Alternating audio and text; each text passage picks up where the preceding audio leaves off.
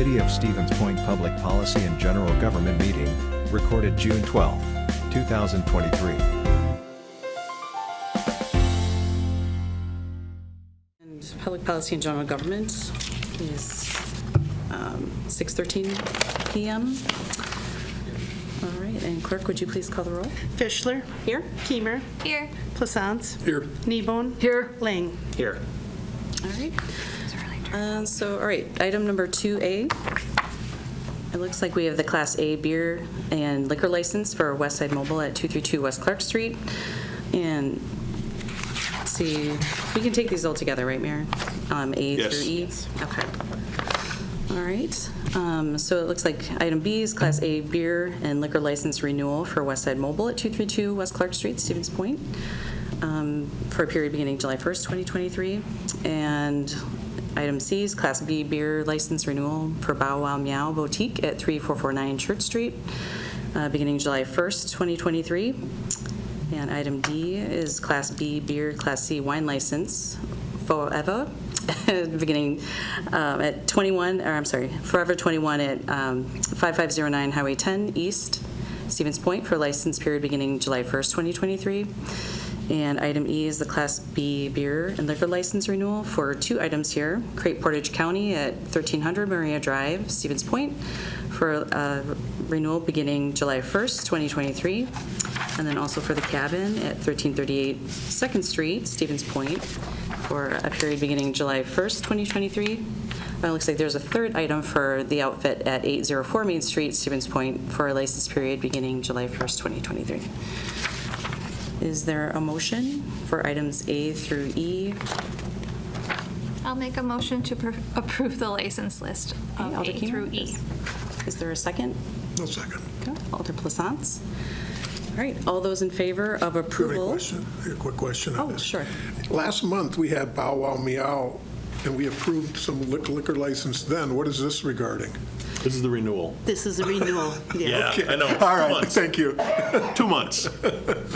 Are there any other questions from the committee? No? Any questions from the audience? Any comments? Hearing none. All those in favor of approval, please signify by saying aye. Aye. Any opposed would be no. And item number 2, A through E, are approved. All right. Madam Chairperson, Yes. see what I did there? Just a point of clarification, because I understand that you may not understand or may not know, and for the new alderpersons, the liquor licenses all renew on July 1st, all of them. So if you get a liquor license approved on June 1st, you're renewing it July 1st. Thank you. These are clarification. All right. Every year, yeah. Item F would be a temporary extension of licensed premise for our Partners Pub and Grill at 2600 Stanley Street, Stevens Point. And the request for a temporary extension is for a special event from June 26th to July 4th, 2023, to include the area in the front of the building consisting of 2 to 5 tables for additional seating to accommodate the USGA Senior Open. Is there a motion? Alder Plassance, seconded by Kiemer. Questions, comments for the committee? Hearing none. Any questions or comments from the audience? Okay, hearing none. Oh, I guess I Alder do. Kiemer? Mayor, I believe earlier you mentioned that there may be other establishments requesting this type of temporary premise. Have there been? Is this the first one This so is far? it for This this is the month. only, yeah. This month, We made okay. it clear that, I mean, this is it. This is the Okay. last time. There's not going to be any more meetings. So Sure. if they don't get it approved this month, they will not be able to have that extension In time. in time for the USGA. Very good, thanks. Okay, any other questions or comments from the committee? Okay, hearing none. All those in favor of approval, please signify by saying aye. Aye. Any opposed would be no. And item F is approved. All right, item G is the temporary Class B beer license for Portage County Democratic Party, or Portage County Democratic Party, located at 2220 Division Street, Stevens Point, for a Portage County Democratic Party picnic on August 27th, 2023, at the Piffner Building at 401 Franklin Street. And do we want to take, I guess that was the only You There's another you for could G and take H. G and H together if you wanted to. Okay, let's do that. Temporary, and then item H would be for the temporary Class B beer, Class B wine license for Holy Spirit Parish, located at 2151 Stanley Street in Stevens Point, for the Spirit Fest on July 23rd, 2023. And then the Pacelli Catholic Schools, 1301 Maria Drive, Stevens Point, for the Panacea on September 8th to September 10th, 2023. All right, and is there a motion for items G and H? By Alder Lang, seconded. I'm totally zoning out, so sorry. See? Welcome to my world. Oh my gosh, I'm so sorry. Yes. Who was the second? Are there any Kneebone? I'm so sorry. Alder Kneebone, my apologies. Any questions or comments from the committee? It's been one of those days, I'm going to that's tell you always my right now. Yep, so. Any questions or comments from the committee? No? Okay, hearing none. Any questions or comments from the audience? Okay, hearing none. All those in favor of approval of items G and H, please signify by saying aye. Aye. Any opposed would be no. And motion, and G and H are approved. All right, item I, commercial animal establishment license renewal for the Barking Lot located at 3432 Minnesota Avenue in Stevens Point. And then also Country Paws Bed and Biscuit located at 2107 Country Club Drive in Stevens Point. Is there a motion? I'll make the motion. All right, Alder Plaisance, I'll second. seconded by Keemer. Any questions or comments from the committee? Okay, hearing none. Any questions or comments from the audience? Hearing none. All those in favor of approval of items I, 1 through 2, please signify by saying aye. Aye. Any opposed would be no. And item I is approved. All right, item J, taxi cab company licenses for one, Courtesy Cab at 5622 County Road B, Stevens Point, for Kathleen Sankey. And then 2, for Northwoods Cab LLC at 2101 Nearing Street, Wausau. And it looks like these are the owners, Aaron Shlomer. And then item 3 is Spitfire Transport at 100 4th Street North, Stevens Point, for Lewis Patton.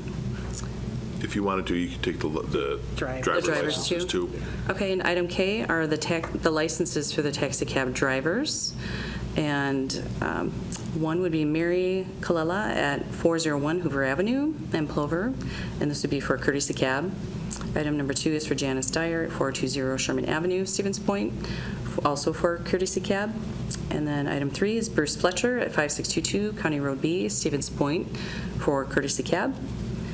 Michelle Cluck at 5283 State Highway 66 for Courtesy Cab. Robert Comperta at 3080 Lexington Place in Plover for Courtesy Cab. Lewis Patton at 100 4th Street North, Stevens Point, for Spitfire Transport. Dennis Provisor at 5675 Crescent View Drive, Stevens Point, for Courtesy Cab. Kathleen Sankey at 5622 County Road B, Stevens Point, for Courtesy Cab. And lastly, Mark Chakowski at 812 County Road NS in Millador, for Courtesy Cab.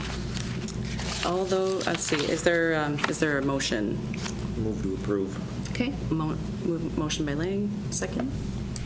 By Kneebone. All right. Any questions or comments from the committee? Yeah, I've got one question on the drivers. So this is every year they have to renew? Yes. And every year their license and record is checked? Yes. Thank you. Any other questions or comments from the committee? Hearing none. Any questions or comments from the audience? Hearing none there. All those in favor of approval of items J through K, please signify by saying aye. Aye. Any opposed would be no. And items J and K are approved. All right. And then item 3 would be a hearing on the appeal of rejected operator license for Brianne Hartle. Is there anyone here to speak more on that, or is the... I am unaware. She acknowledged the appeal and requested it based on her email or letter to the clerk. We haven't heard anything that she was unable to attend. She was notified of the meeting, correct? Correct. And I don't believe anyone is in the overflow room. So I would Okay. So, say if there's no one here to testify, you should still act on the appeal, okay. whether that is to approve her appeal or deny her appeal based on the information that you have, which is a letter from her. So I guess, can we have like conversation before we make a motion? Because Absolutely. it's a hearing? Okay. So I Big guess, proponent of that anyway. well, based on the letter from, let's see, from Brianne Hartle to the clerk, it looks like she was requesting, based on some past information here, that she was getting good grades and this and that, and that she was currently employed and doing really well, and she has a strong work ethic. And then, from my understanding, is that Clerk Yantor just pointed out that there was an issue with the ordinance, is that there are a few points that the applicants have to abide by, and it looks like not having any criminal conviction within the last year involving sale, underage possession, or underage consumption of alcohol, or possession of controlled substances or drug paraphernalia is one of them, in which that's the key element here, where she did not pass that requirement. Are there any other questions or comments? I guess law enforcement, any questions, comments, or, no? Okay. And if I could just comment, I know we have an abundance of bartenders within the city. All of them are required to meet these requirements, and that is primarily because you, as a server, are going to be responsible for the consumption and serving of others. And when this ordinance was changed, we talked about if you can't be responsible for yourself, it seems very unlikely that you would be responsible for the serving of others. That's why that conviction requirement is in there. If you've been convicted of possession or underage drinking or any of those other offenses within 1 year, you are not allowed to have that bartender license. Of course, everyone can learn from their mistakes, and they do happen. So after a year of that conviction, they can reapply as long as their record remains clean.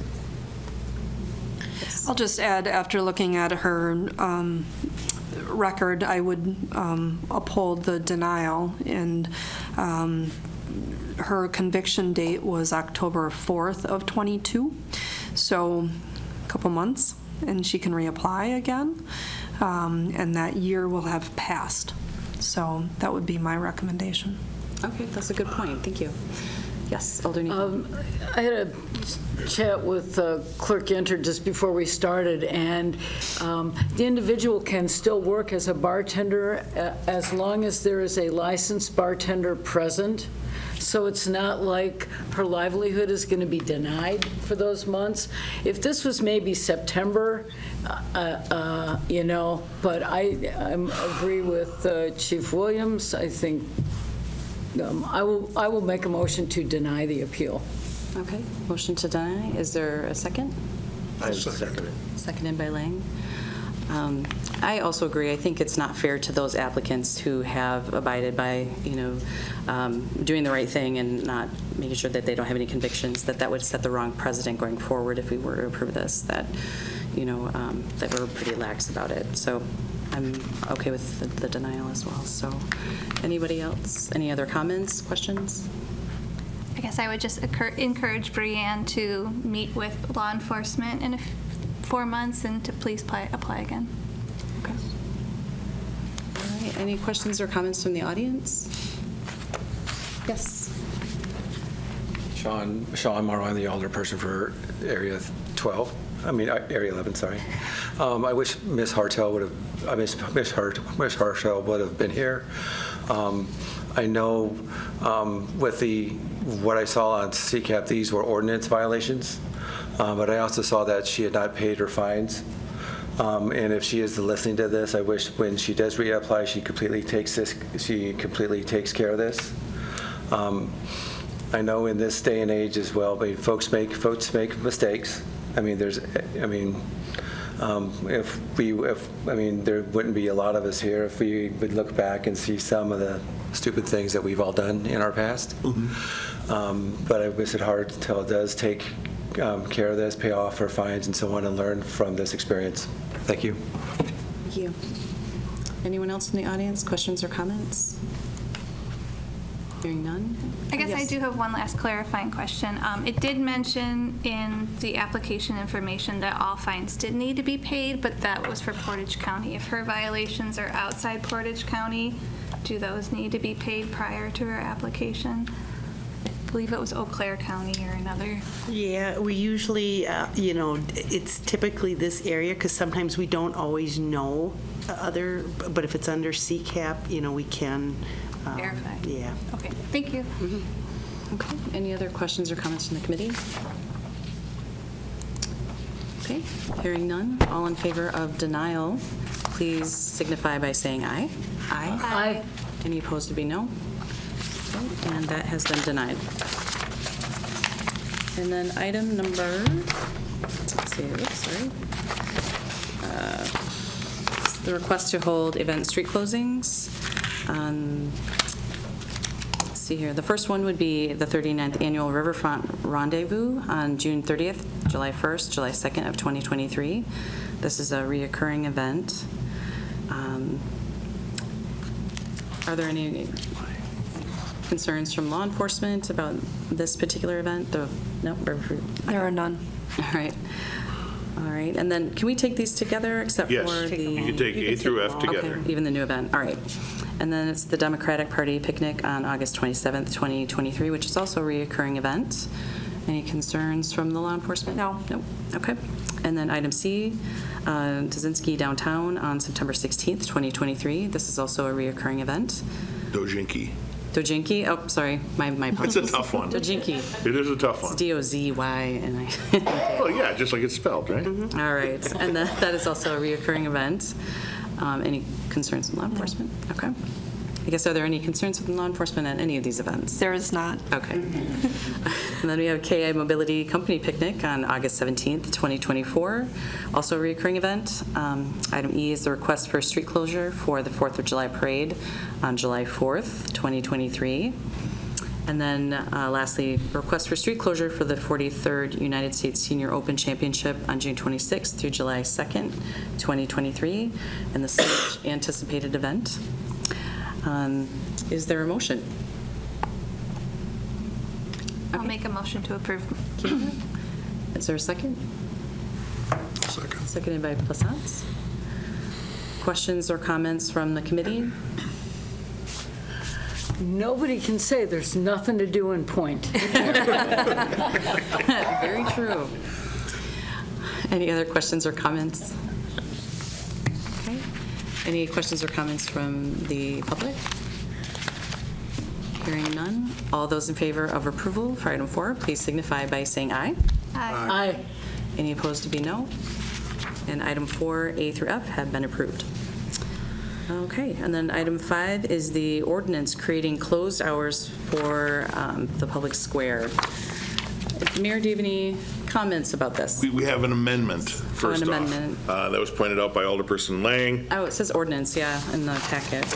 Yeah, so we have an amendment to the ordinance. It was my understanding that the farmer's market started at 5, but our ordinances, which adopt the bylaws of the farmer's market, state that they can start as early as 4 to get set up. So if we're going to consider this, we would amend it from 3 a.m. to 4 a.m. To better comply with our existing ordinances. So just 3 a.m. to 4 a.m.? Yes. Just 1 hour? Yes. We do that on homecoming, too. The bars have to close for an hour. What it is, and this is the whole crux of the issue, for a couple of different reasons, and I think the PD can speak to some of this, too. We have an issue with some people camping overnight on the square. We have an issue with people after bars on weekends, typically, congregating and staying downtown after the bars close. Right now, there is, because it's not a park, it doesn't close, ever. So there's nothing prohibiting anyone from staying down there 24 hours a day.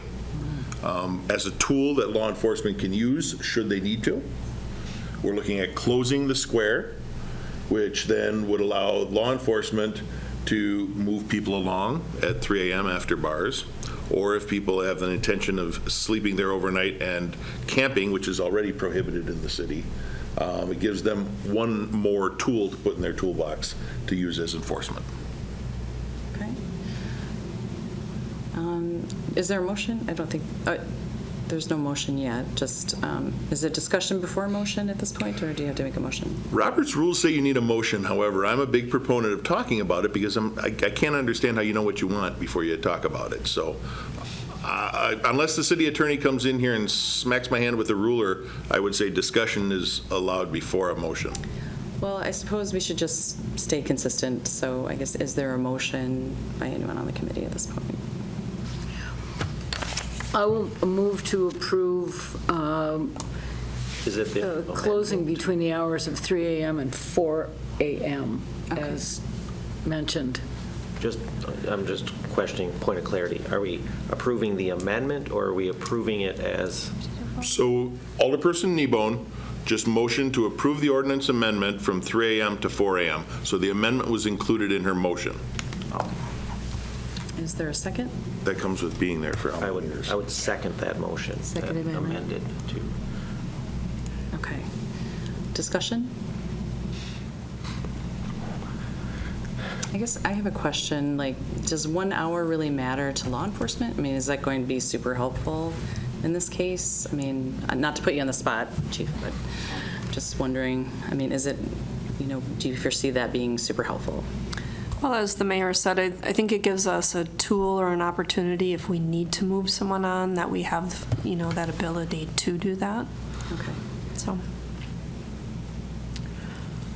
I was curious too, is the square considered, or has it ever been considered as being included in the parks? Or No, never. As a matter of fact, Matthias Mitchell deeded it to the public, Okay, so it is not a park. interesting. I know some people use it as a park, but it is absolutely, definitely not a park. Okay. Okay. Are there going to be signs posted too? I guess would be my other question. If Should this be passes. approved? Yes. Okay. And the idea is basically for just regular order and peace of, our city, just bar closure. We're going to have some people that are drunk, and we just have a tool to keep her moving, clear it out. Our farmers markets will be able to set up in a vacated square. Yes. Okay. Are there any questions or comments from the audience? Yes. Hello, Polly Dalton, 1579 Church Street, also property owner of 937 and 949 Main Street, commonly known as the Companion Shop Building and formerly Gruba Jewelers, so right off the square. I just wanted to come and urge you to deny this proposed ordinance today and to consider more deeply other options. Right away when I saw the language of this proposed ordinance, my red flags came up, and I think while I understand the attempt to address a particular situation downtown, I think that this is fruitless and non-solution attempt to it. And a couple of reasons why. Between 3 and 4, sometimes there are early bird go-getters, even at the 3 o'clock, 4 o'clock hour, who might be passing through. The language as written says it shall be unlawful to enter or be in the public square. So if somebody is simply running through or walking through, while law enforcement may not have the prerogative to pursue them, they do, by letter of the law here as proposed, have the ability to pursue that person and issue them a citation. And I don't think that's the intention of the ordinance, but it's there in the letter of the law. And so, we have to consider if we're trying to hit a nail with way too big of a hammer. Secondly, I think the larger issue that's at play here is that there are people and individuals who don't have a place to go, right? They're camping out there, and I'm sure there are some business owners who don't really appreciate that. Me personally, as a property owner downtown, I have had to deal with people who are sleeping in the entranceways of my buildings, right? So I deal with this. I know them by name. I introduce myself to them, and I understand a little bit about their situation. One of the top reasons why individuals are often there is that they are rejected from the other resources in our community, maybe by their own intention, or maybe because of the way the resources are set up. And another there's rules and reasons why people are not allowed to stay at the emergency shelters that we have. A second issue, and maybe the biggest, reason why this is of concern, is that there isn't a year-round emergency shelter that can address those issues. And I would urge this council and the city here, as the leadership institution and governing body of this community, to think more deeply about how you can actually address that situation and put your energy and resources into that, rather than coming up with ordinances that don't actually address and deal with specific issues and rather attempt to banish people from a public position. That's not really the character of the community that I'm interested in being a part of. Thank you. Thank you. Yes.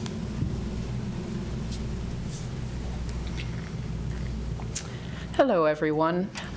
Melissa Johnson, 1703 Division Street. Let's just, I think we have to call it the 500-pound gorilla. This is about the unsheltered. And I get it. I get the challenge of it, and I get the fact that they are gathering in a place that was deeded to the public. Heaven forbid they're members of the public. So my first reaction that this was an appeasement to some downtown businesses that are really struggling with this, as we just heard from one downtown business. They're really struggling with trying to manage the challenge of, I don't want to say problem, because people aren't a problem. They're just facing some really difficult times. And I read an article today that one of the biggest issues, or one of the major causes of homelessness, many people think it's mental health, but actually it is finding oneself in dire financial straits. Loss of a job, increasing medical costs, a child injury, you can go on and on and on. The other thing I learned from the Housing Task Force was that the most difficult to place in any kind of shelter are those with felony records. If you have 5 drunk driving, you now are a felon. You may find it hard to not only get a job, you may find it very difficult to impossible to find housing. So 1 hour sort of gap, whether it was 1 hour or 2 hour, doesn't seem to be a solution. It just seems to be a response. I hate responses. I like solutions. And so as this is written, it doesn't seem fruitful, productive, helpful, or in any way useful. I would also urge, if you want to pass this, to look at the land description and actually go to the county's website and click on the parcel. I'm looking at it right now. The parcel includes not only, as the land description is listed in the ordinance, is not only the square, which we all gather in on Saturday morning to enjoy company and to buy fresh produce. It includes the right-of-way, which includes the roadway and the sidewalks. So the way it is written, if someone lives above any of the establishments downtown on the square, on that parcel, and they just got done with 2 shifts and they're dead tired and they look a little scruffy and they walk across the square, and maybe someone assumes that they are camping there, living there, whatever, they could be stopped and they're just trying to get to their 2nd-story apartment. So the way it's written, I don't see it as useful, productive, helpful. And again, if you do decide to approve an ordinance restricting the public from a piece of property that was deeded to the public, you should look at the land description and decide if the right-of-way, including the roadway and the sidewalks, are included. Thank you. Thank you. Any other questions or comments from the public? Yes, Alder Zarazua. Makira Zarazua, District 4 Alder. When I read this, I just thought this is one more way just to make it look like we're doing something about homelessness in our community, but it's not a positive step. It's not addressing why we don't have the resources that help prevent homelessness. It's not addressing the behaviors. I mean, if the concern is about fights and litter, we already have ordinances to address that. So that's what should be used instead of trying to create another ordinance for a 1-hour window in the middle of the night. It just doesn't, it's not logical to me. It would be like if we said there's no backpacks allowed on the square, or no sitting on a bench for, more than 20 minutes. Like, we're just finding a way to say, like, here's what we see some people doing, and people have complaints about that, and let's just find a way to annoy them. Like, if you are sleeping on a bench, you're just going to get up and go sleep somewhere else from 3 to 4. And we've had where we've seen the unhoused people in our community shifting around from the band shell to Shopko, now to the square. We've heard from people saying that people who don't have a place to live like being on the square because there's cameras and they feel safer there. So why take that one little piece of security away when they really have nothing? I do think we need to look at just finding behaviors under current ordinance instead of trying to find a way to move people around for 1 hour. Thank you. Thank you.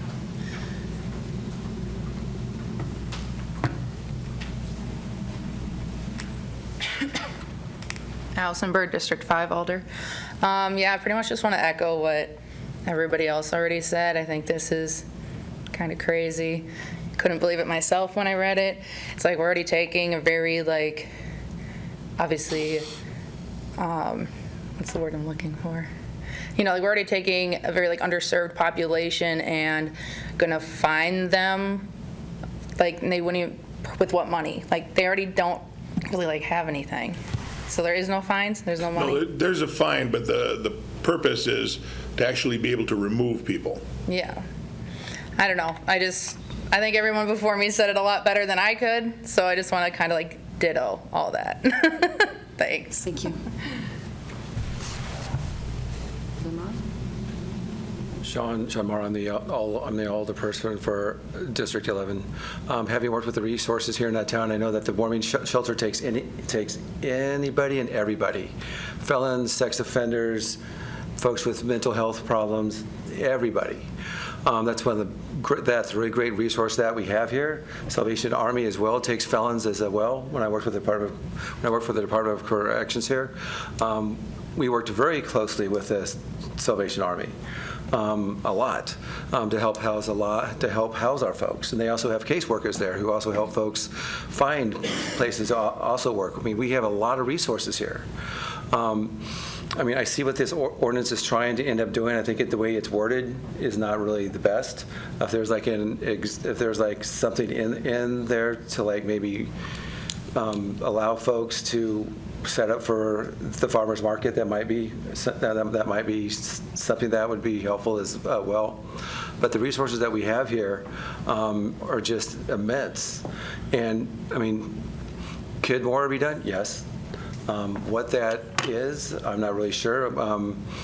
Working with the Department of Corrections, we have a lot of homeless ourselves, and that's a constant struggle that we have as well. So folks aren't living beneath a bridge or in parks or islands or somewhere else off in the woods. But I see what the ordinance is doing, and we don't want to make we don't want to make our farmers market bad. We don't want to harm the business owners that we have. We have some that don't really mind it, fine, but there are others that do. I mean, if this is one other tool in the toolbox, I think that would be a good idea. Thank you. Thank you.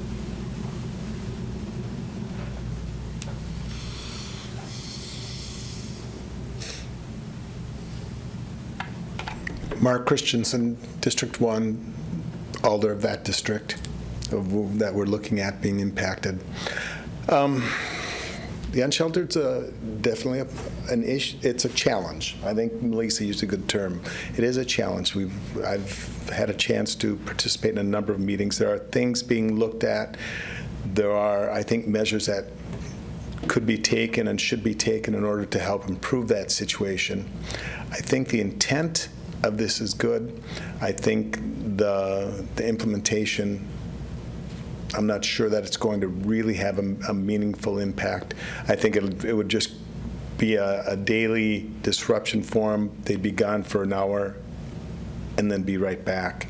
So it would just basically necessitate a confrontation once a day and just put more onto a already overworked police department's plate. They have a lot of things already to deal with. There are things that I think we can do. The warming shelter is a good resource, but it's closed after April up until into December. And so that's not a resource right now. There are other things, concrete steps being looked at and contemplated, and so I think we need to keep looking at those and working on those. But I would not be in favor of the ordinance change as presented. Thank you. Any other questions or comments from the audience?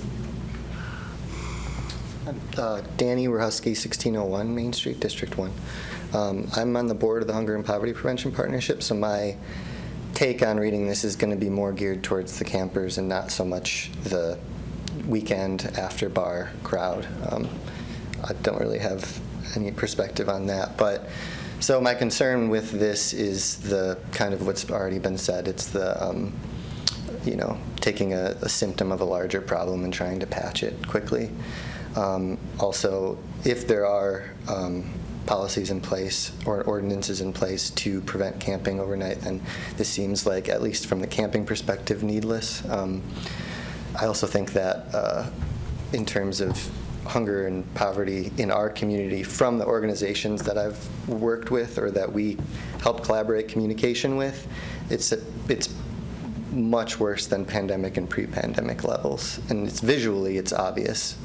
Having lived here my entire life, it's pretty obvious, but also what goes on underneath the scenes in terms of the amount of people visiting food pantries and the amount of people visiting warming shelters, which unsheltered and houselessness is an increasing problem in our community. So not to overanalyze that or overemphasize that, but I do think that that portion for me is a large concern, and the amendment of it going back down to 1 hour seems relatively, it seems like a very small amount of time, and I don't necessarily think it would be worth it. So I would urge everyone to consider not voting for this approval if it goes to council. So.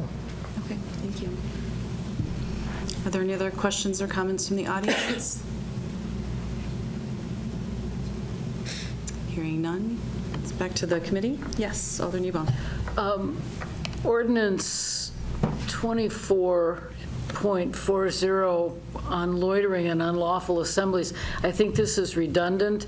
No person may loiter or prowl in a place at a time or in a manner not usual for law-abiding citizens under circumstances that warrant a justifiable and reasonable alarm or immediate concern for the safety of the persons or property in the vicinity in any public way, street, highway, place, alley, sidewalk, mall, or that portion of private property utilized for public use, and refuse to obey the lawful command of a police officer to move on or provide to said police officer a lawful reason for remaining. That goes to what Alder Dalton said, on said public way, street, highway, place, alley, et cetera, et cetera. So even though I move to approve, I'm going to vote no, because I think we already have it covered in our loitering ordinance. And if we need something specific, it could be tweaked a little bit better. Would it be in order to withdraw my motion and put in a motion to Depends on who you ask. To reconsider? Well, What I would suggest, though, Just to urge to vote no if you don't if the agree. city attorney's in the overflow room, to have him come in, because there was something specific about the loitering that was unenforceable, or he felt was unenforceable, and I don't recall what that was. But Logan, are you in the overflow? Yes.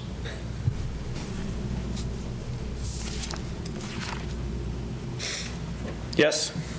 Did you get to hear the ordinance that Alderperson Kneebone just referenced, 24.02, no, 04? Loitering. 24.4. The loitering.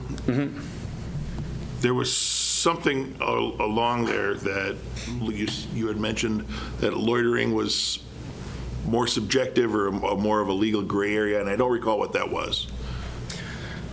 Another way to put it would be borderline unconstitutionally vague. I'm never really a big fan of trying to use a loitering ordinance to do much of anything. There's some very limited circumstances in which I do feel that it's been appropriate.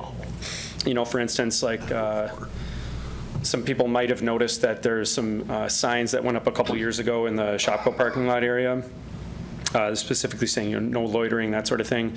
That was geared more at the gatherings of people that would hang out in vehicles. That would usually result in a lot of litter.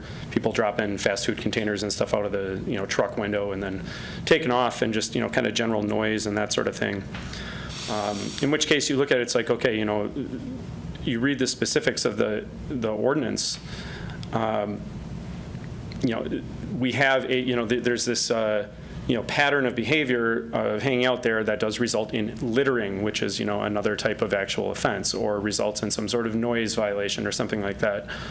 But here with this particular ordinance at hand, I wrote it, and I think it stinks. I think it's stupid. I don't think it'll solve the problem. I'd be the one who's actually prosecuting it if any citations are issued under this. And, you know, I have people come in all the time who have tickets for, let's say, they've got a problem with their car's registration, they don't have auto insurance, there's something wrong with their license. And do the facts support the charge? Yeah, absolutely. I mean, their license was suspended. A lot of times it's suspended for things like failure to pay a forfeiture, you know. It's suspended for reasons that pertain to, you know, other violations of the law. And what I tell people almost uniformly is, if I give you a little bit of time, can you get this sorted out? How much time do you need? I'd rather have this money you pay go toward making sure your car is insured so other people on the road are safe, making sure you have your license squared away, your registration and all that. And sometimes I end up dragging that out a while because somebody might say that they need 6 weeks or 2 months to get their finances in order, but I find if you're patient with them, usually people will actually finally get that stuff taken care of. They'll get all those things in place. And then the money went towards doing that instead of just, you know, going into the coffers of the municipal court. And here you've got situations where I can't remember who it was who made the comment earlier. People who already have the least resources of anyone in the entire community. And we're going to hit them with a fine for sleeping somewhere. And, you know, nobody denies that this is a problem. But, you know, if the solution was to just expand the scope of where we say it's forbidden to be at certain hours, well, every city in the land would have done so, and poof, we'd have no problems anymore. But obviously that's not the case. There's even some questionable constitutional aspects to this. You know, there is some case law in the Ninth Circuit. I haven't dug deep into exactly how this would pertain in our federal circuit. So basically what happened there is they prohibited camping or sleeping in certain, you know, any public place. And the court struck it down, saying that this was a violation of the Eighth Amendment prohibition against cruel and unusual punishment, in the sense that they said the city had to be able to establish that there were places available for these people to sleep other than these areas, and they were just basically unable to do so. But it would be like this moving documentary problem of being able to establish at any given time that there were alternatives, shelter available and all that, which is obviously a little tricky thing to do. These numbers of beds available and people for whom those beds are needed is constantly in flux day to day to day. So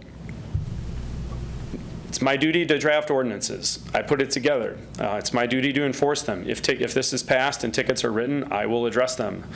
But I do not think that this is a wise policy, and I do not think it'll be effective. I picture myself sitting down with a pretrial with somebody who got a ticket for this, came in, pled not guilty, and I'll say the same thing I say to every single person who pleads not guilty, which is, you entered a not guilty plea, so I'd ask you to explain why you pled not guilty and tell me anything else you want to tell me about the situation.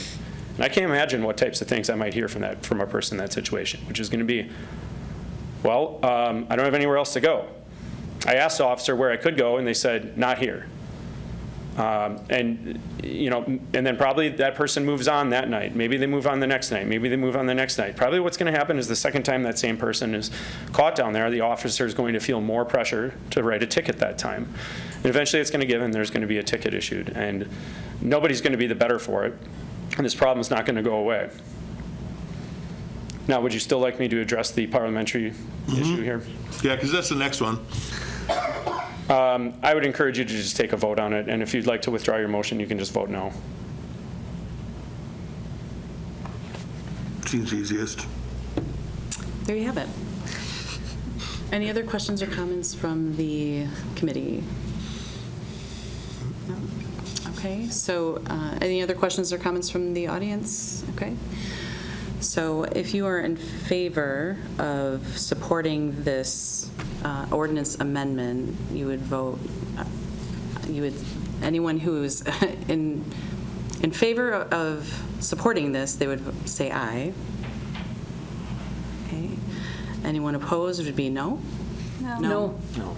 Okay, and the motion fails. So item number 5 has been denied or has failed. All right, and it is 6:58 PM, and this meeting is adjourned. A video of this meeting is available for viewing on the city's website, stevenspoint.com/videos.